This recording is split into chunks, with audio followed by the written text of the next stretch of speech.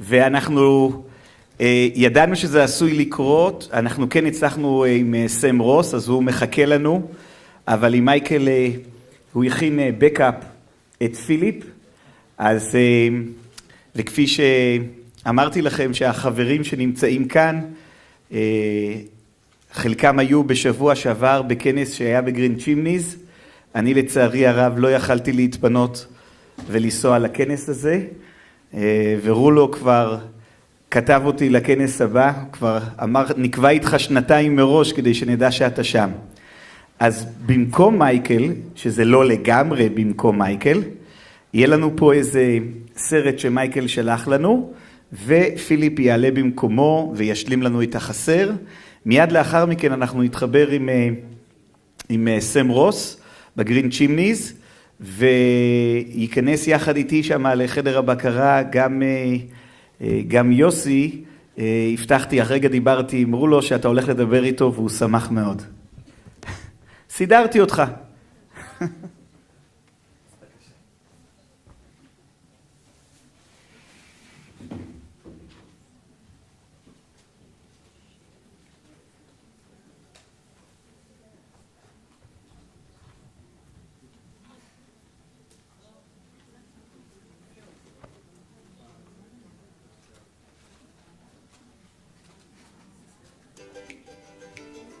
In 1947, I was on my way to the University of Montreal with my grandfather in the car and my father in the car. I said, you know what I want to do? I want to open a school for young children on a farm so they can be happy. And I think that'll be a great thing for me to do in my life's career. And then we searched for property. And then finally we drove in the driveway of Green Chimneys. We got 75 acres of land. And by the time I graduated college... מה שאפשר להציע זה כל האגף הזה תעברו לכאן, יש הרבה מקום, כי לא נוכל להזיז את המסך, כי אנחנו צריכים את 2 המסכים. אז אנחנו נחכה 2 דקות, בואו פשוט תעברו לכאן, ואז תוכלו לראות בנחת. סליחה שלא אמרתי את זה קודם, לא שמתי לב לזווית.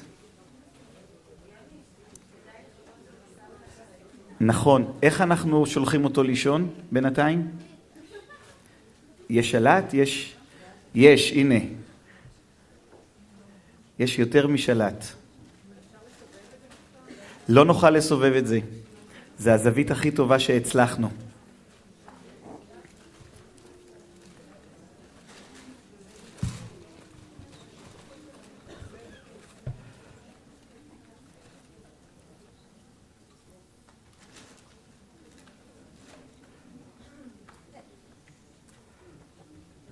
יופי.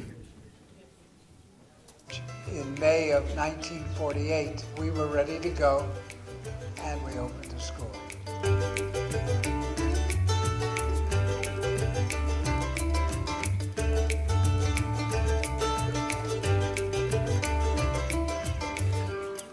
By the time a child comes to Green Chimneys, they have failed academically, behaviorally, or socially. And on average, we know that the children have been hospitalized psychiatrically twice. So these are children that really are at a critical point. All right, comfortable?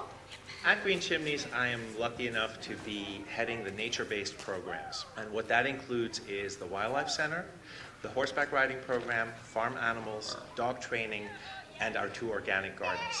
The whole purpose of these programs is to integrate them into the clinical and the educational time of the children in as many different ways as possible.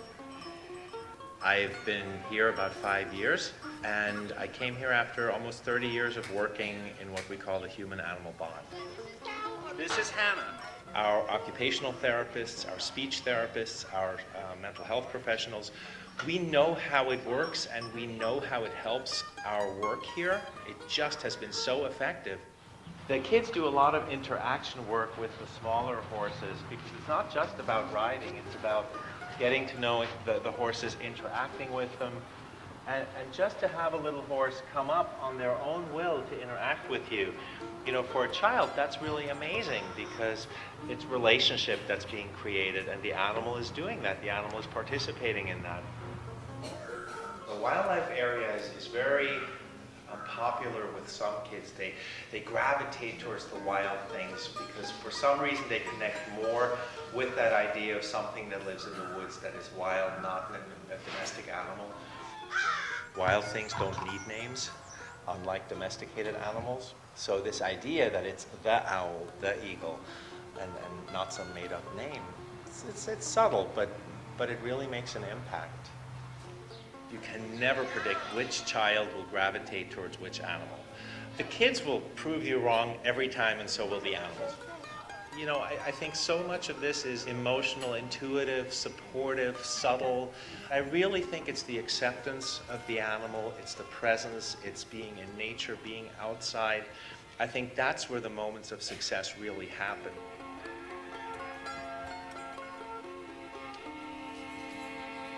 For most of our children, the presence of the animals sets a tone for the program. The animals are very happy to be caressed and taken care of and petted. And I think that the children get the idea that here they are in a leadership role, that they can really impact the life of that animal. The teenagers work and train our service dogs. We start setting goals very early in the class. This puppy, by the time December rolls around, has to know 35 commands. So by the child seeing how the dog learns, it helps them to calm themselves down and become better teachers. That becomes very instrumental in the child's learning down the road. They have to learn how to control their gut instinct. When you're getting frustrated, the dog is going to feel this frustration and will react a certain way to it. So the kid, if he wants to be able to train a dog, will have to control all this emotion to receive a response from the dog is acceptable. The kids learn how to control all these emotions. That's it, honey. Heel, heel. I hope the animals bring to them a sense of belonging, a sense of responsibility and caring for them, and that as they care for them, they realize that the animals also return this through love and attention to them. And they're learning the skills of becoming parents themselves and being future citizens. I think the animals bring that to them. There you go. In 1995, there was a TV segment aired in Japan that was on green chimneys. And it was a story about a child who was attached to the animal and how animal killed the child. And when I saw it, I had to quit my job in Japan, apply for an internship, and then I moved here in 1997. I came here the first day. I was told to walk a horse. I'd never walked a horse before. And the first day, I walked a couple horses, met a couple kids. I just thought this was just the best thing in the world that I've ever done. Green Chimneys has about 650 great people who work in all of our different programs. And most of them are drawn to Green Chimneys because they sincerely want to do something good in their life. They want to contribute. Joe has been here many, many years. This is Pete, one of our volunteers. Paul, it's Colleen and Susan. When you come here, your interest is focused bigger than it might have been where you came from. It's all centered around the children and the animals. Every animal has a story who comes to Green Chimneys. He is a llama that actually was trained to be a therapy animal. And both him and Lily go into nursing homes, and they're actually trained to kiss people. We get a lot of animals from Animal Care and Control, from humane societies, and we try to sort of see if the animal fits into our program. We're unfortunately not a limitless animal shelter, so we get way more animals offered to us than we can take in. But if the animal kind of fits into the program, it has a home for life. The first thing that students do when they come back to visit, no matter how old they are, they head up to the barn to see the animals, and many times they ask, where is a particular animal? And they're really surprised to see that the animal is still living a good life. I got a phone call from a young man who said he was in medical school, and he had been a Green Chimneys student. And then he sort of talked about a sheep that he worked with when he was a student here, and he said, you know, Hazel was the greatest, but I'm sure she died a long time ago. I right away said, Hazel, black and white sheep, and so that sheep is still here. And he was totally emotional, and what that really showed is the strong connection that these animals have on the kids. And when he came for a visit the week after, he couldn't remember the names of his teachers, his therapists, he barely knew any of the people. But it was the sheep that he remembered. Animals never judge you and never think about your story. They have no clue what happened before. It's all about now. How do you react and how do you feel right now? They don't lie. Like every day, the kids taught me something different, horses taught me something different. So like every day I learned something, and every day right now, I'm still learning something. So many of the children today grow up in shopping malls, they grow up on the computer, playing video games, and unfortunately have so little access to the natural world. So just here, having them experience the seasons and taking care of the animals and learning that nature takes time and that instant gratification isn't part of growing a tomato. You need to wait months. Those are the lessons that frame their time at Green Chimneys. And our staff actually benefits from that too. My hope for the future is that we will be able to export this idea to both the public schools and to private schools and to children's homes throughout the world. You don't have to have the extensive animal collection that we have, but you can get some kind of an animal program going. Children like animals, and what we want to do is build up on that and make sure that they understand why the animals need their care. The rehabilitation of the birds is an important part of our program. That's wildlife. What happens is that as the bird is ready to be released and a child is ready to go home, the child releases the bird with the staff, and we all wish the bird well, that he will be able to sustain himself in the wild, and at the same time we're saying that you will do well and that you'll have the strength to continue and be a wholesome adult.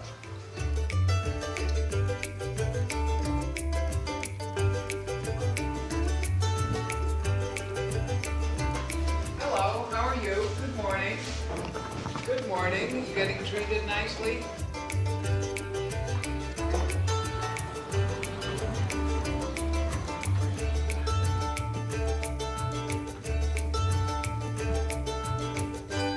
אפשר את האורות? בבקשה. This is yours. The light.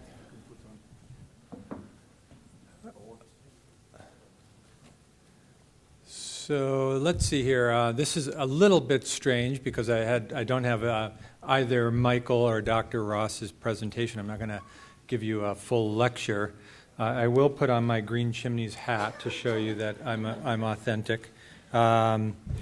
So I'll just start, and maybe we can discuss. Maybe we can have a discussion about this. I'll tell you a bit. I'm actually longtime colleagues with Michael Kaufman. Mike Kaufman was in Colorado, actually, for most of his career with the American Humane Association and then the North American Riding for the Handicapped Association, which became PATH International, and then was lured out to Colorado by Green Chimneys to become their director of their farm program. So he's been there quite some time. He moved from Colorado with his cow, in fact. So that was the only belonging he brought with him, was his cow.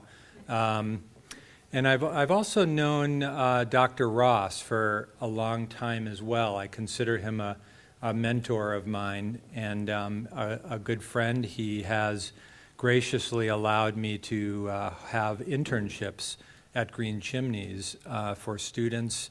And we've just, in the last most recent international conference, our University of Denver was a co-sponsor of that conference along with the ASPCA in New York. So we've just finished that conference and spent a couple of great days there.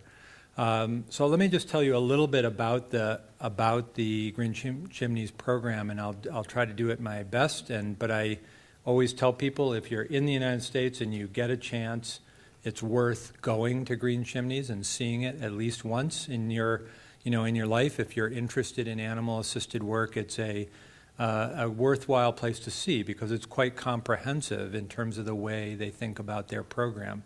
I think at the same time you have great places locally, so don't hesitate to make sure that you visit all of these programs. Each program teaches us things about how to do this work, and I think Dr. Ross and Mike are good representatives of this field because they have spent so much time thinking carefully about how to bring people and animals together in very intentional ways. And so one of the ways that they think about this is they use a model that they refer to as the sanctuary model. In fact, if you're interested in their underlying philosophy, you can find the sanctuary model. It's a written about program. You can search for that program and read up on it. But the sanctuary model views every participant in that environment, in that milieu, as a member of a community that has responsibilities to one another. And so you'll notice that the name tags of every single person on the grounds of Green Chimney have a sanctuary plan, a way in which they will go about intentionally participating in the care of one another. And every animal and every person is a member of that community and has that kind of an intentional plan for how they go about participating with one another. So one of the things that you'll notice almost immediately about that environment is the quality of the care that people provide one another in their relationships. So the animal care is outstanding, but also the child care is also really, they put a lot of intention into that setting. So they will, for example, if you go into the dormitory environment of the children, you would be looking out of a window that would take full advantage of the concept of biophilia, and where the windows of the dormitory rooms for those children would look, let's say, out on the pasture or out into the animal sanctuary and that sort of thing. So if you compare that to the average psychiatric residential treatment center and the views that many children are looking at through the, often dirty windows or the, windows with screens over them where you're looking at a brick wall or something, there's attention paid to all of those sorts of things. That would include their diet, their education, their activities each and every day are very intentional in terms of really responding to the whole person, and that's, I think, the way they also try to provide care for their animals. If I have it right, I know they have at least 300 distinct animals, a number of different types of animals.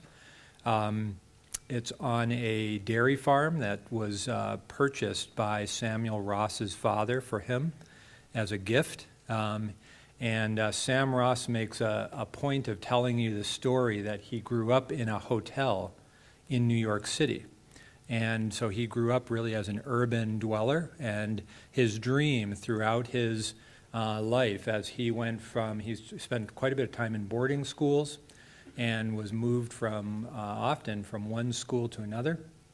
And what he describes is that the animal programs in each of these boarding programs for him were very central to his own sense of development and well-being. And so he always dreamed about that idea of having a school. It started out as a school. Sam and his wife, Myra, live still to this day right on the grounds of Green Chimneys. I've heard the staff there say, that Sam is still the driving force. He's also in everyone's business.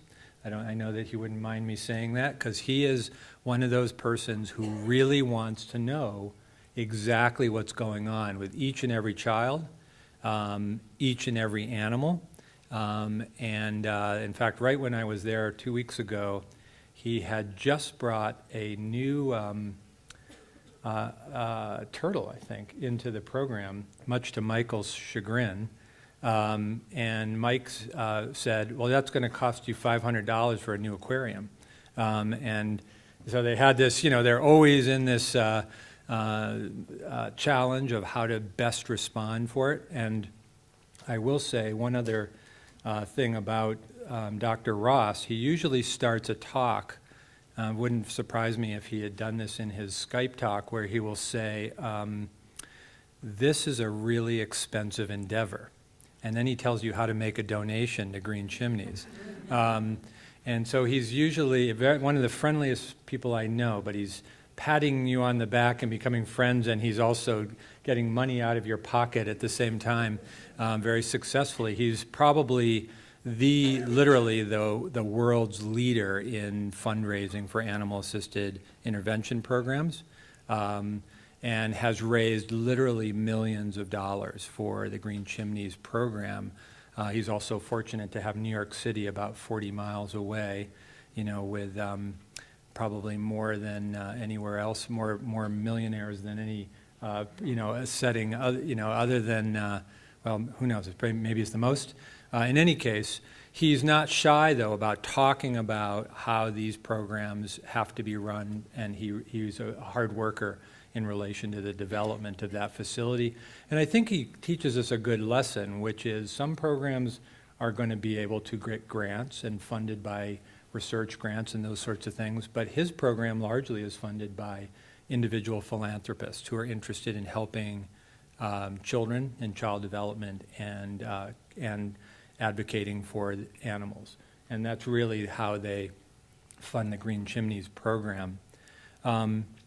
They have an internship program that includes inviting interns from all over the world. They have housing for that, so if you're interested in potentially doing an internship there, you might contact them.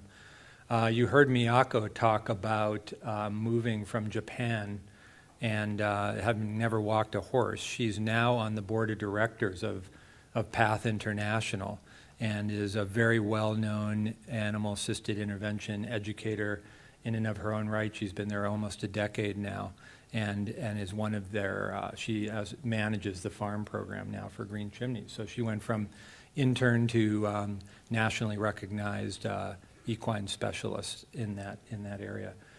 They've had an influence on many, many people and a lot of people's work, and I think the best thing about Green Chimneys is the integration of the program itself. And I don't think they're ever quite done with that. 2 weeks ago, Sam was sharing with me that one of his biggest frustrations is that he's built this wonderful facility, and traditionally trained therapists that they hire to work there often still sit in their offices and are hard to get out of their offices, out from behind their desks, that they don't really know fully how to incorporate the use of their farm or their horticulture program or many of the other things that they have available. The more traditionally minded practitioner still wants to sit in front of their computer or near their phone or behind their desk. And I think the programs, the training program that Yoni has here, and that programs like the one I'm trying to run at the University of Denver, I think are intending to look at what are the new skills, the new competencies for practitioners that are trained in this area and becoming more comfortable, really when we have those facilities in terms of how to utilize them properly. I guess the last thing I'll say, and then maybe we could just open it up for a little discussion, is I know Mike would want me to share with you that that from his standpoint, that one of the things that he will do, and you would hear if you were there, is he refers to each and every animal in their program as a partner in the process of treating the children in their program. And he uses that term because he really feels that that is our obligation, is to advocate for those participants, recognize that we're placing them in these positions. And then in our field, we tend to do a few things that are a little bit inaccurate with animals, and one of them is to say things like that the animal is unconditionally accepting. So and you'll hear that term, that animals are in some ways unconditionally accepting or non-judgmental. We use that term to describe the client's experience of being welcomed in many cases by the animal. But animals do have conditions by which they interact in relationships with us. And that we also talk about, you'll hear in our profession, that people will talk about being equal with the animal. And Mike also will make the point that that's also not an accurate statement, that there's almost nothing about the animal's experience in an animal-assisted therapy program that really would suggest that they're equals.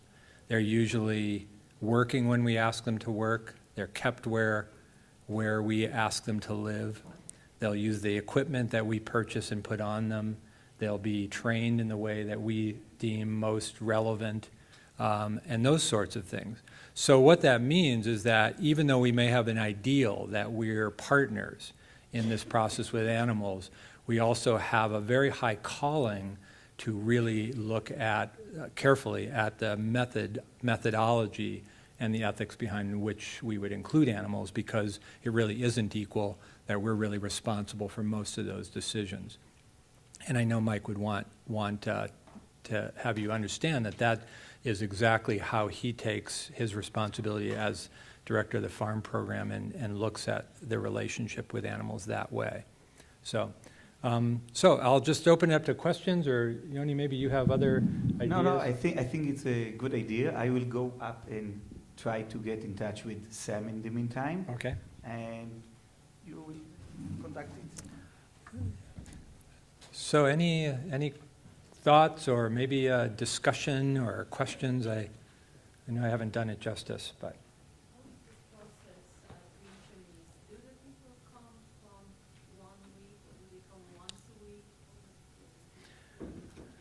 The program at Green Chimneys, it's called a psychiatric residential treatment center, and in the United States that would be considered one of the higher levels of care. There are usually residential treatment programs and then psychiatric residential treatment programs. A psychiatric residential treatment program has required psychiatric care, including the capacity for medication dispension, as well as other forms of psychiatric intervention, including maintaining a locked facility and a full medical facility as well. So the Green Chimneys campus has a medical component and psychiatrists on staff, as well as the capacity to have some locked facilities. Most of the children are not in a locked component while they're there, but are living in kind of dormitory types of environments, and they're there typically for about 2 years, just under 2 years actually, which is a long time for most of the programs that are available across the United States right now. We've seen a dramatic reduction in the number of long-term care facilities for youth. In general, we're seeing a reduction in those areas. So most of the kids are there for quite a long period of time. They do try to incorporate their families as actively as possible. Is he there? Yeah. Oh, great.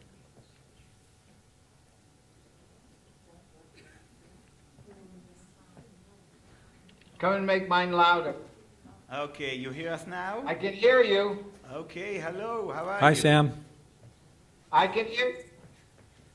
Okay. I've been watching.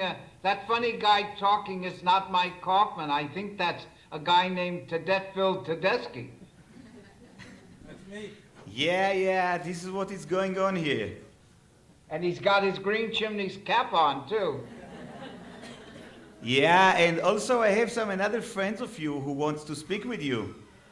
Okay. Professor Yossi Terkel, can you come please up? Am I close enough? No, you are close enough, but I want Yossi Terkel to come.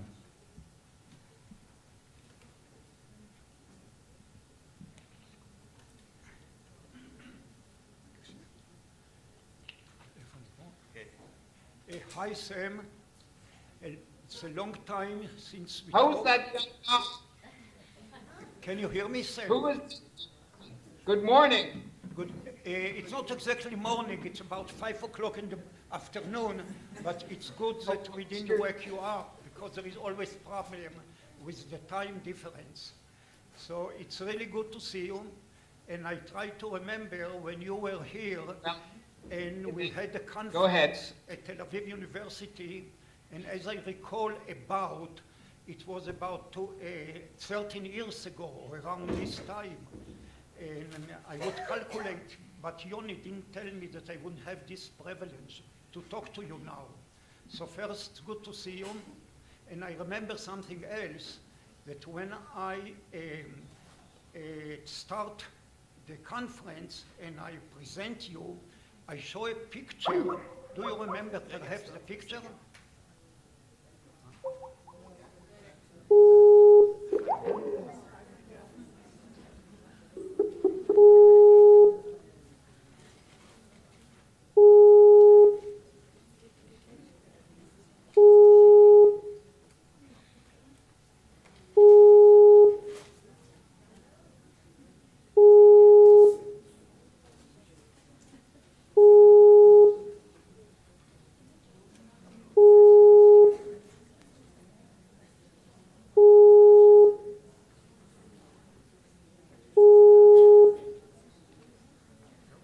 סם כנראה הלך לרגע, אנחנו מנסים.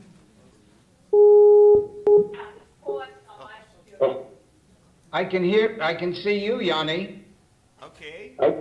And I can see that good-looking young guy also. Thank you, Ross. Not so young. But I can't hear you. But I just Well, want you're to- still young to me.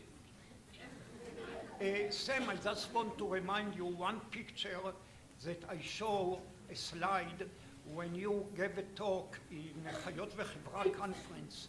Do you have any, remember what the picture I showed, the first picture, before you started to talk? No, go ahead. Okay, I'll remind you. It was you when you were either 6 or 9 years old, and you were standing on a wagon carried by a donkey. Do you remember this picture? Oh, yes, I remember that. Okay, I love so- that picture.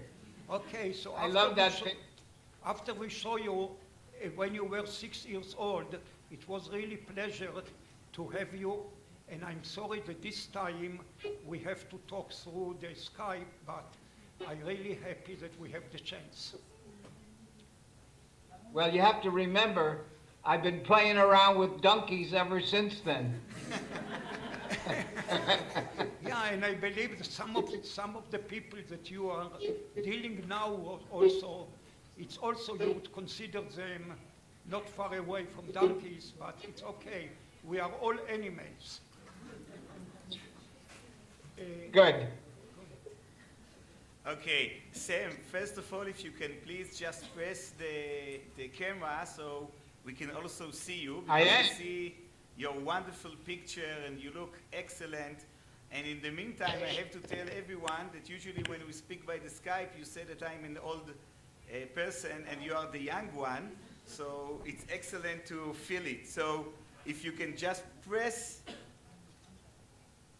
the button for the camera.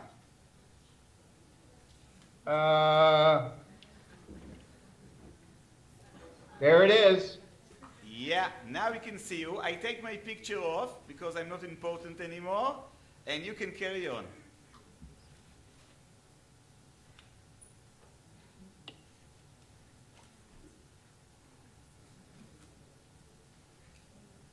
Shalom. Can you hear me? We can hear you. Now it's your All right. turn. Let me start by telling you a little bit about me. I was sent to boarding school at a very young age. The first school was close to home, and I walked the headmaster's dog. The second school was in Switzerland, and the last school was in West Virginia, and they were both on large operating farms. What did I learn?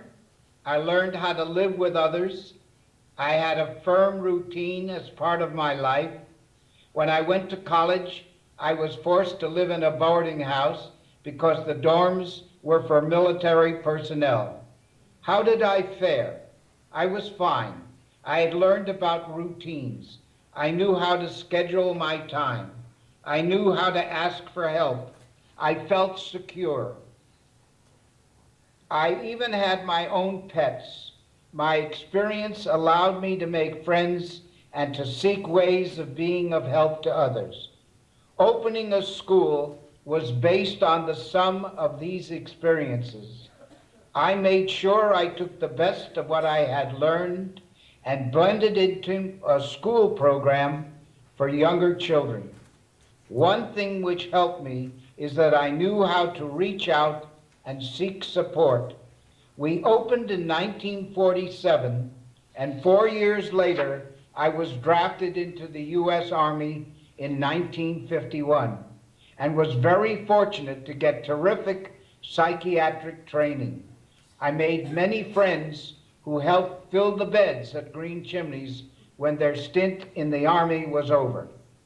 Residential treatment, boarding school, group living, special day schools, if run properly, create life patterns for their residents which were never dealt with at home.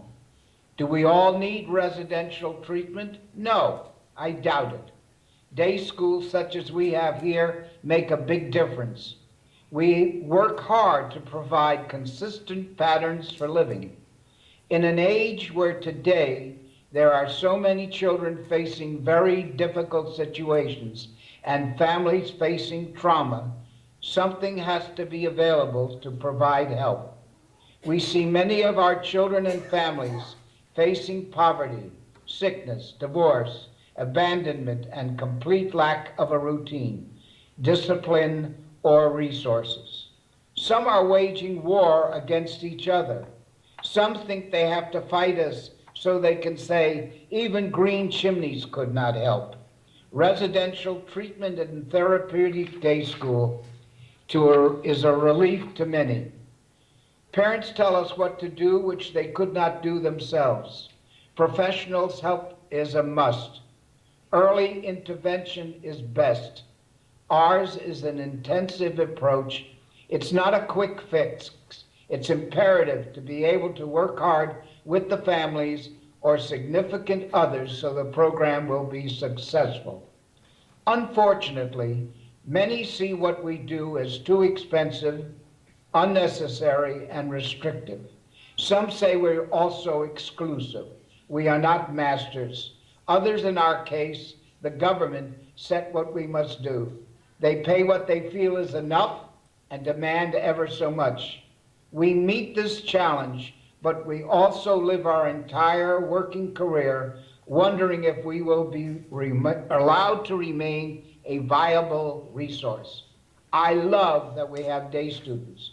Understand, however, that we cannot offer them because of buses and hours of the day they arrive and have to return home our full program. I wish I knew what 10 years from now we would be doing.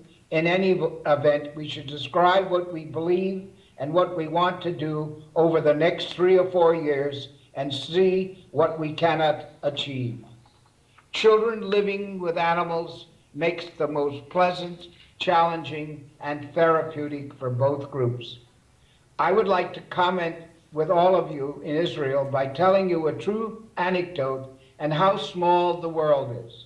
I would like to honor the memory of Rudolph G. Sonneborn. Rudolph was a big benefactor of Hebrew University and a big benefactor of Green Chimneys. He served Israel in many ways. In 1919, at the age of 20, Rudolph went to Palestine with the Zionist Commission. He was one of its most influential leaders and at one time served as secretary. Rudolph was one of the founders of the State of Israel bond drive, and in 1947, the Sonneborn Institute came to be. Coincidentally, Green Chimneys was born that same year. He was also its first president, and I was executor of his estate in 1986, and Hebrew University received an endowed chair in memory of Henry Sonneborn for physical chemistry. An interesting fact about Rudolph is that he owned and raised poodles. He had 10 poodles. 9 black and 1 white. They would sit on the wall and watch as traffic and people passed by. We cut hay on his estate for our animals. This connection established a lifelong bond. Another true anecdote is that one of our eventual friend, Blanche Saunders, well known as a farm girl from Brewster. It turns out that she was a farmhand at Green Chimneys when Colonel Breckinridge lived here in the 1920s. You can read about her in Heritage of Care, the American Society of the Prevention of Cruelty to Animals, written by Marion S. Lane and Stephen Zawistowski. She became world famous for her obedience training. She operated Carillon kennels and raised French poodles. She visited Green Chimneys with her dogs on more than one occasion. When I put my remarks together for this talk, I came face to face that as a dreamer, I must look at the reality of my life and situation in which I find myself. I have been around for 84 years and hopefully will be around for many more years. I awake every morning and think about Green Chimneys and the excitement I enjoy being able to mingle with staff, children, and animals. Today's preparation has allowed me to bring to mind that it is occasionally useful to look at the past so as to gain a perspective on the present. I always think of the future with the hope I will be around and participate. What can I do to make it better for those who will be involved with one of our programs in the years to come? Today is a way of regarding situation or topics or creating a mental view or perhaps the day to review one ideas. Some of us would describe this at arriving at a time to express one's point of view. Natural perspective is dedicated to the beauty and science of nature and to the joy nature brings to those who take the time to enjoy it.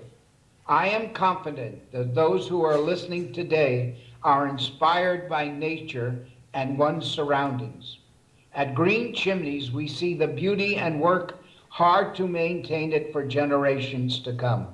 A woman walked into my office and told me that she was watching at Green Chimneys a child who picked up a caterpillar and held it in his hand. She explained that it was her expectation that the child would drop the caterpillar and destroy it by stepping on it. Such was not the case. The child mentioned he was looking for a place where he might hide the caterpillar so that eventually a butterfly would emerge. We live in a world of unbelievable tragedies, destructions by storms and hurricanes, and wars where innocent children and adults are killed. Then there are animals, fish of the sea, and birds which are killed or tortured for their fins, feathers, tusks, or hides. I wonder what Jonah or Noah would say. In an exchange with a student a while ago who was at Green Chimneys in our very beginning, he mentioned that there was one thing for which he really admired us. It was that Green Chimneys has shown an ability to transition. The program began in 1948, was to serve very young children. He mentioned that I took the school, which was ready for me while I completed my senior year in college, and I brought it to what it is today. He may not realize that it took a lot of people who are still here today who were the people who did it. From a very small school of 11 children, first that summer, look where we are today. We are a school where tuition was being paid for only by parents of children who either had emotional problems or whose parents were having problems of their own or going through divorce. We determined that public funding was necessary if we were to survive. He gave us credit that we saw a greater need. He pointed out that we recognized we could service more children whose parents could not afford to pay for their room and board. He realized that we were able to convince government entities to pay for these children to attend our program. They called for a great skill on our part.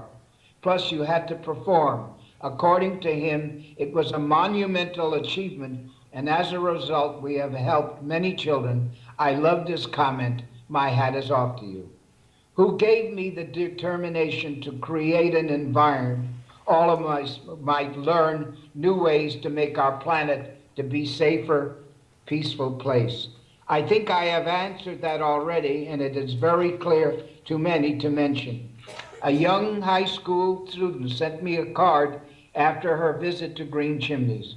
According to her remarks, she expressed her love for the ideologies of Green Chimneys. She noted the interaction of children, staff, visitors, and animals. She called it a good, balanced situation and added that Green Chimneys has such character. Seeing the place like this made her strive to do better and to do greater things. I hope many others feel the same way.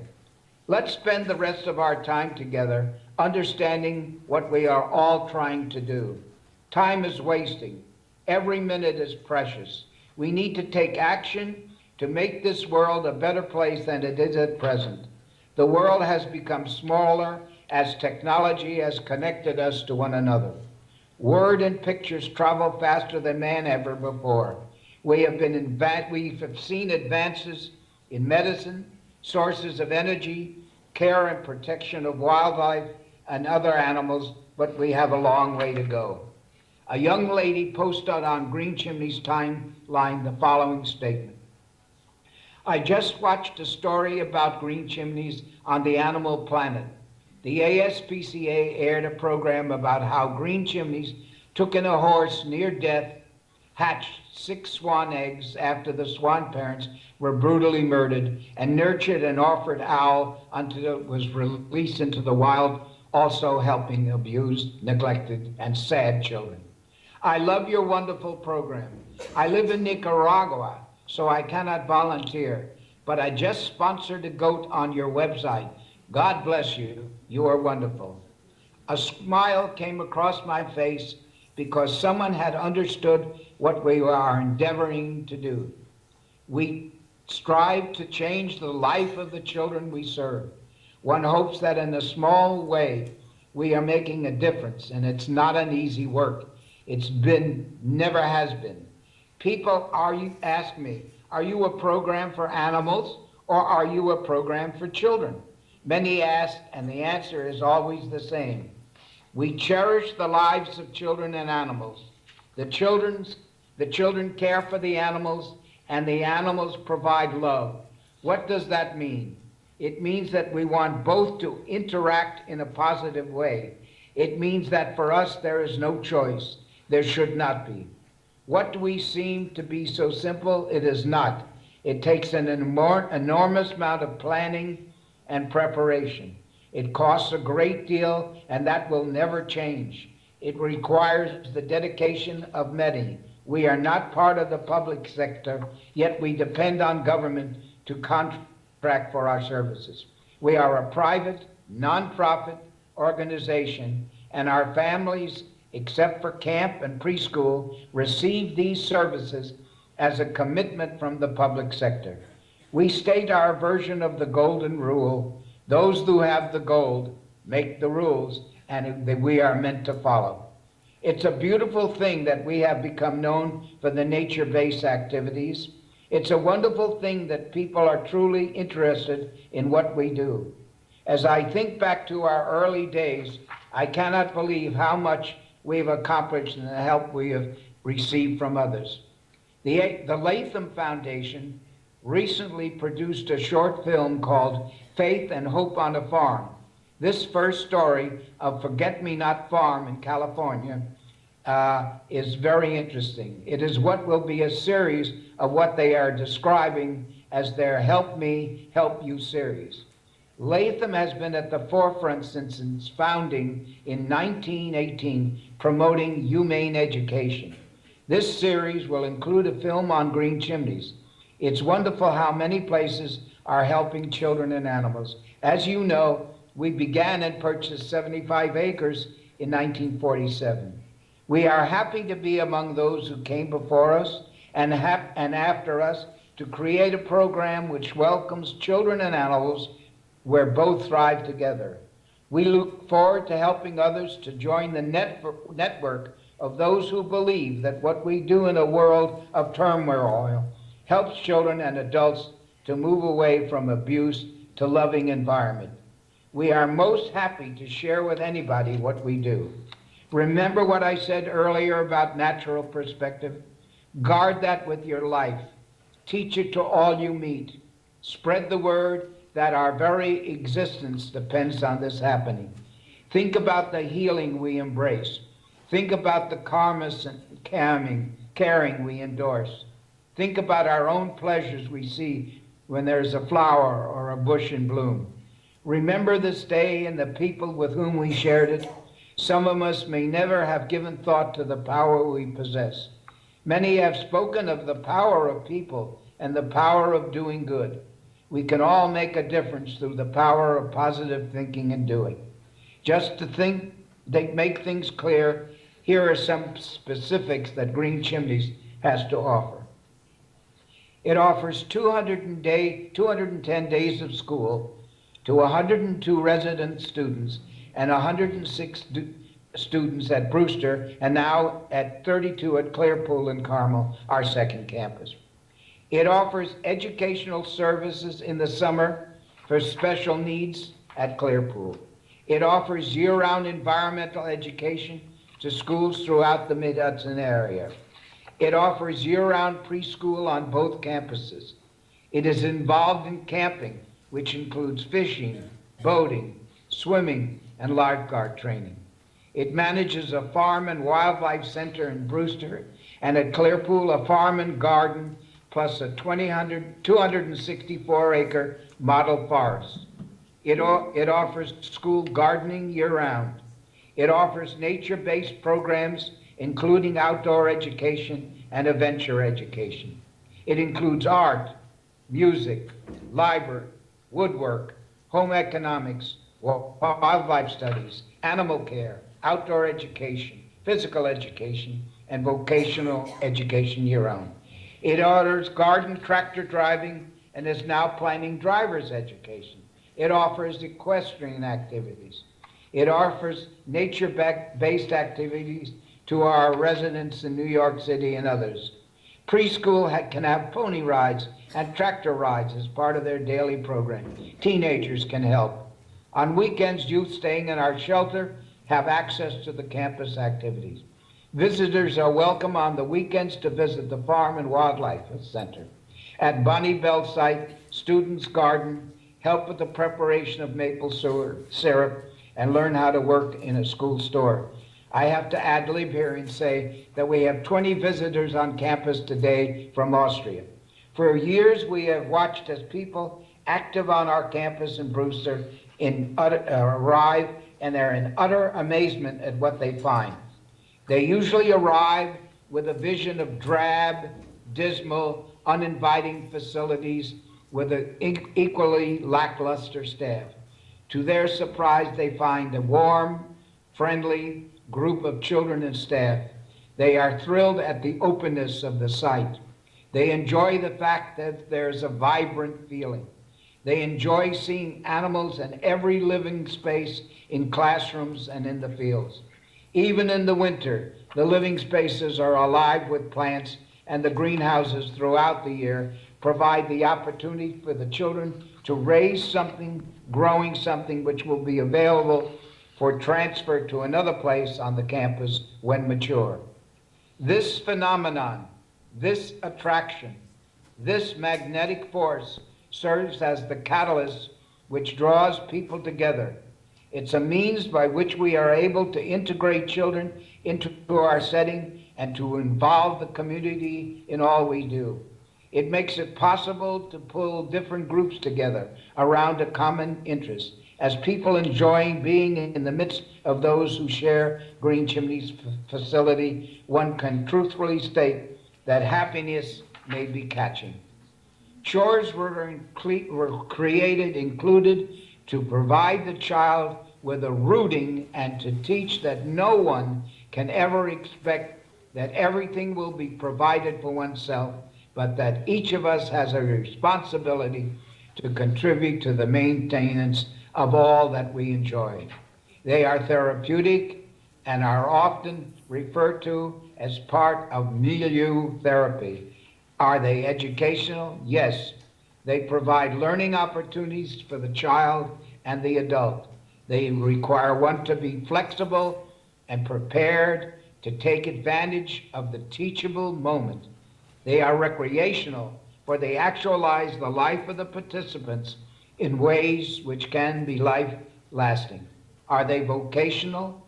If providing one with a strong range of career exploration in many non-traditional careers in what will benefit us all, then they are, of course, just what the child needs.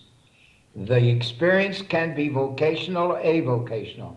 In too many instances, people are offered help, but the help is provided in an atmosphere which isolates one from the mainstream. In other words, the help is given, but provided in a way that all of the service offices to regular children are available. It is certainly a fact that our residents are separated from family, but they are not isolated from contact with the public at large.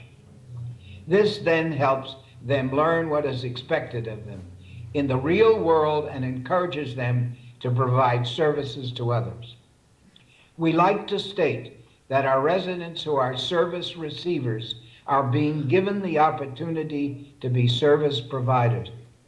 Also, whenever possible, rehabilitated wildlife is released back into the wild by the children who assisted with its care. This release is often timed to coincide with a child's discharge from Green Chimneys and serves as a wonderful analogy between the animal's healing and the child's healing during their time with us. As I bring this message to a close, let me be sure you all understand Green Chimneys. If you feel you have questions, don't hesitate to email me directly with any questions at samross@greenchimneys.org. You can also view our website, www.greenchimneys.org, which will soon be undergoing some exciting changes. Please read about our intern program, and we would welcome any of you to come and study and spend time with us. Now a bit of advertisement. If you are in Israel and have the time, try to visit the Gordon River Village at the Golani Junction. It is a camp sponsored by Paul Newman's Serious Fun Children's Network. It is for children with life-limiting conditions. It was developed by the late Marilyn, by Marilyn and the late Murray Grant. A medical office is located at the camp in memory of our son, David Allen Ross, PhD, MD, who died on July 1st, 1978. I did it. You are great. You see me now? I'm through, unless you want more. Yes, of course we want more. We want some questions. Okay, I'm ready. Okay, but the only thing that I'm not sure if the microphone is working from down there. So I need someone, Rachel, maybe if you can go there and speak to the microphone and see if Rulo hears us. Yeah, that's no problem. Hold on.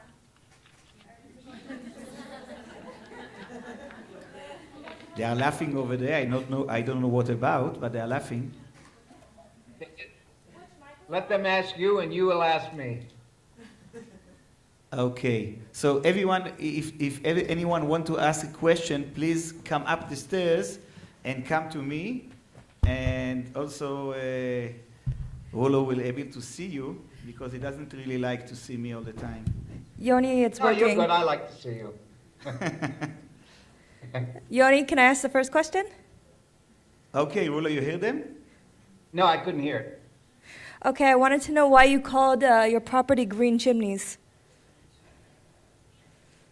Okay. I will repeat the question, but the next one who wants to ask question, please come up the stairs. You will see me by the microphone. The question was, why did you call Green Chimneys Green Chimneys? I called Green Chimneys because that was the name of the farm we bought. I thought that if I called it Green Chimneys, everybody would know where we are and what we were going to do. That was my first mistake. Okay. Anyone else with question, please?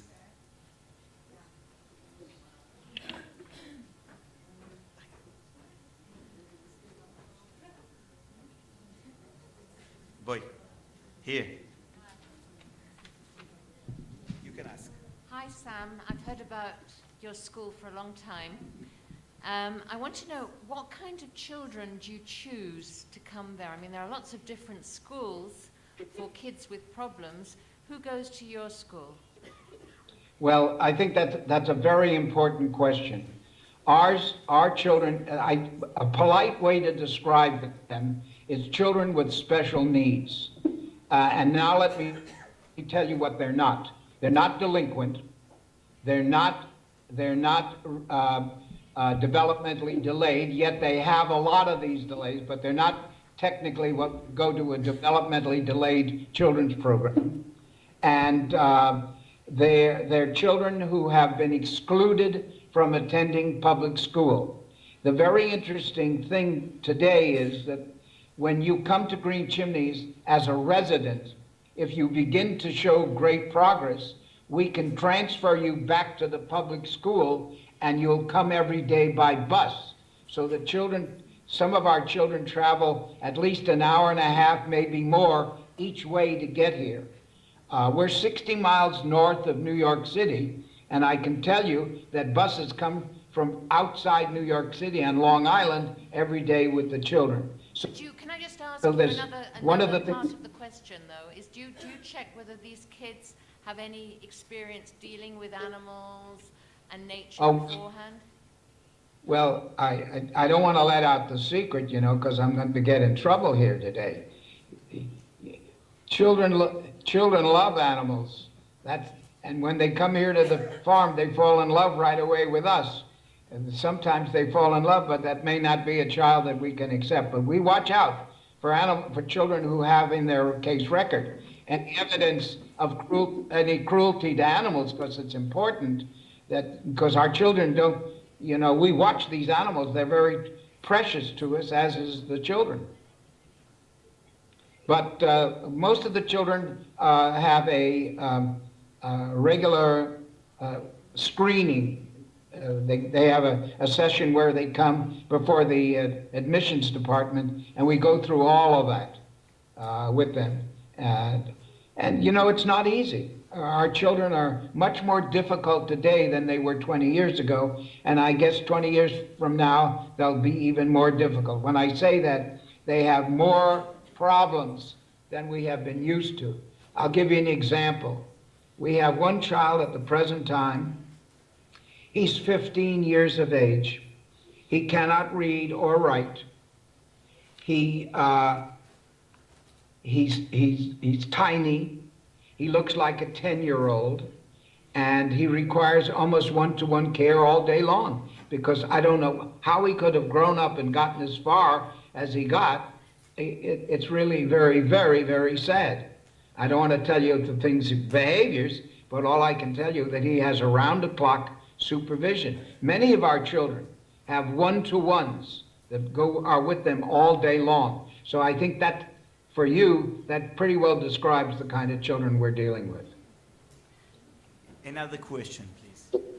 Hi, Sam. It's Anita Shkady. It's very nice to see you in the picture. And I remember, the thing that I remember is the vulture. I wanted to know if you've still got the vulture. But I also want to ask you a question. During the 2 years that you have the children in Green Chimneys, are you doing any work with the families, the parents? Is anything done to change home life or behaviors? Just to remind you who I am, I did the focus group at your place with Michael and I think last year or the year before, for therapeutic riding. Your questions are wonderful, and I'll take them. Here they go. Number one, every child has a social worker. Every social worker, whether a day school or a residential school, is mandated to keep in constant touch with the family. Families come in for group therapy, but remember, it's long distance with some of them, and we have parent weekends so that they meet with the social workers and the children and have a bunch of activities. We want to do more in this way. We also offer now, we're doing some research on DBT approach with children. We started out with Yale University doing this, and it's now continuing with Wesleyan. It's very important to work with the families. It's probably the most important thing we do, because if you don't work with the families, then really you haven't made a dent in what's going to happen. And they need a lot of hand-holding. Now, our equestrian program is fine. I'm now looking for a new. We just had one of our instructors moved to Florida, so we're looking for somebody who knows how to drive horses and has passed PATH international requirements. But yes, we ride a lot. We have a pair of mules, beautiful mules. We have a pair of donkeys. Llamas drive. What about the vulture, Sam? Have you still got your vulture?